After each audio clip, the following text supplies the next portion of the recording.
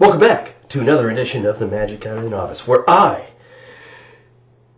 go to a gaming convention here locally, 2023 in Boise, Idaho, and try and sell Magic stuff. And how did I do? What do I sell there? Well, I sell packs, newer stuff, Phyrexia. It did pretty well. I also sell older stuff too, not like expensive older stuff, but I'll give you an idea. Some of the older stuff. Ice Age. And these are just individual packs, stuff that I sell on TCG Player. But sometimes it's just easier to unload this stuff at a gaming convention or Comic-Con or something like that. 5th edition, some Chronicles, some Weatherlight, Homelands. I had other packs in there too. Those sold well. There's a lot of people out there that have a lot of nostalgia with this stuff, and like, oh man, I remember playing that. I'll just get some of those packs. Some of those packs, they're gonna buy to collect. They're gonna buy to open. My selling profiles out there. I got really good feedback. Thousands of cards, thousands of sales. People are like, okay, so I'm trustworthy if they need to look at that. But anyway, nothing's really opened or whatever, gone through or searched.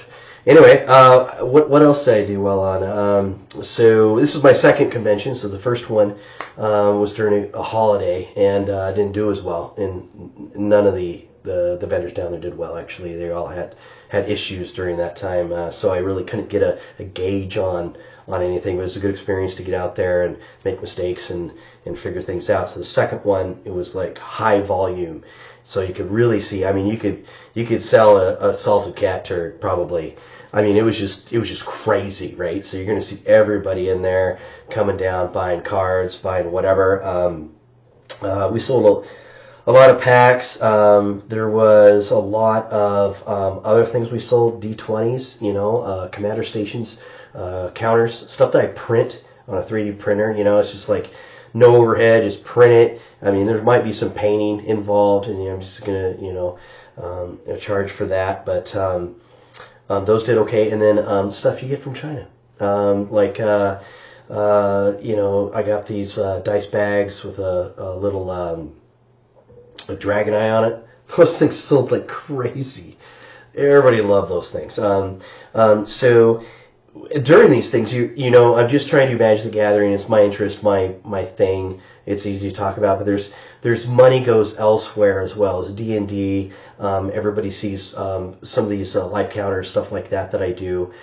Tons of token counters, all the stuff, all that like overflows into other interests that people like to buy. I usually have like a big bag of tokens. They're little glass tokens. Everybody comes up, likes to, scoop through it, buys it for no reason, buys it for Magic, buys it for other I don't know. But anyway, it's put in a leather bag. It looks pretty cool. It has a little scoop in it, and it's $1 per scoop. A lot of it is microtransactions, but a lot of them are big transactions too. Really enjoyed it. I was enjoying the experiences. 2 days, I think. Sometimes those 3-day cons are just, a little bit too long, but 2 days is about right. Here's the biggest takeaway: bulk.